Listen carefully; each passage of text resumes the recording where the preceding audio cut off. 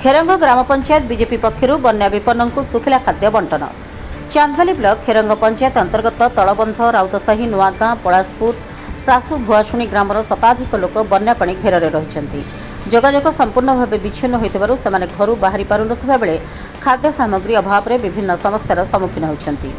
एपरि परिस्थिति में खेरंग पंचायत बाबा अखंडलमणि मंडल उपसभापति प्रशांत माझी भारतीय जनता पार्टी पक्षर बन्या विपन्न परिवार को सुखिला खाद्य बंटन करिसेंति।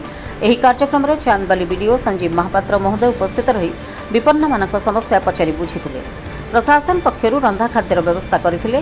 बन्या परिस्थिति स्वाभाविक न हेबा चाहे प्रभावित लोकंकु खाद्य सहायता जारी रहिबो बोली कहिथिले। एही कार्यक्रम में खेरंग पंचायत बीजेपी युव नेतृत्व अजय माझी प्रमुख वामदेव तराई और बीजेपी कर्मी माने सहयोग करथिले।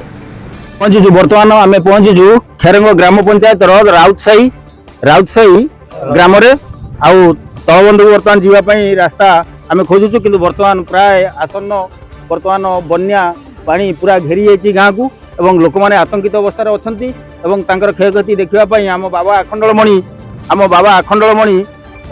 मंडलर उपसभापति 1 नंबर जोन उपसभापति प्रशांत भाई जे आम सहित अच्छा से माने दुखी रखी एवं विपदर बंधु जे कि सब भल मंद बुझी था से आसी उपस्थित रही से तांकर सदल बले बीजेपी समस्त कर्मी उपस्थित रही वर्तमान आमर माने रिलीफ कार्यक्रम आरंभ करने जाउछन्ती एवं से वर्तमान ग्राम अभिमुखे जीवाकू चाहुछन्ती।